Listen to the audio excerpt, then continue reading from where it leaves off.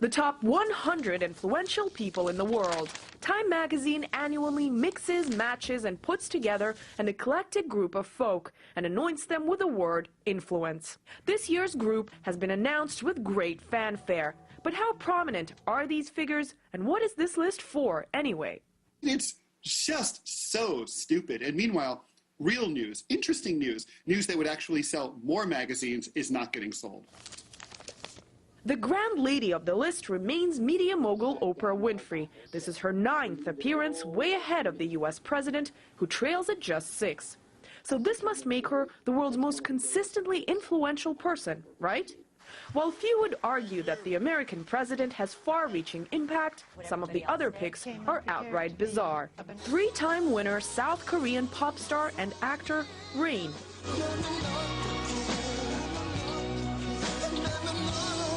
Along with teenage pop sensation Justin Bieber. And fresh-faced Hollywood gossip girl Blake Lively. While their influence on world affairs is a bit early to speak of, making the list could have a great influence on their own careers. The most important thing is for the people who are on the list to be celebrating. They can use it as a little soundbite to promote themselves. And no doubt there are many, many angry people, probably a larger group, who are angry about their placement in the list, their prominence in the list, or their absence from the list, particularly if they were in the list the last few years. This now includes Sarah Palin, kicked off the pedestal by Palin number 2, Michelle Bachmann. Thank you, guys! Justin Bieber, really? You know, really? Michelle Bachmann, really? Like, the thing is, influential. These people are not influential. You know, I mean, is there going to be a musical movement launched by Justin Bieber? No. I don't even know how to pronounce his name. You know, Michelle Bachmann is a weirdo. She's not going to influence anyone. World influence also requires somewhat of a global reach, and that's another obstacle. Time magazine's chosen ones are overwhelmingly American.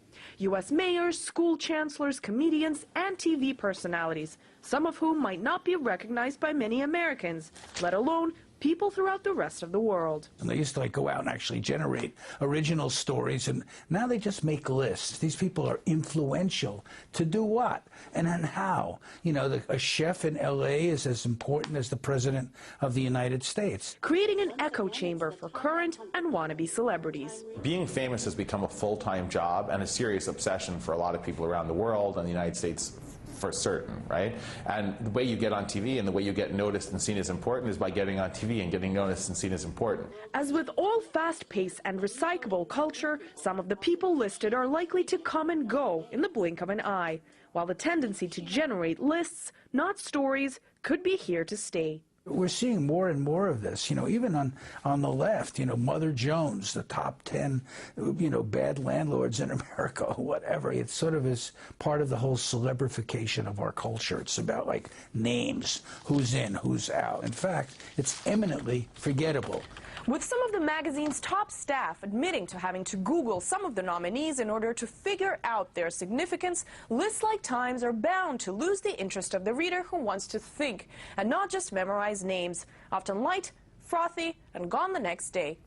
Anastasia Churkina, RT, New York.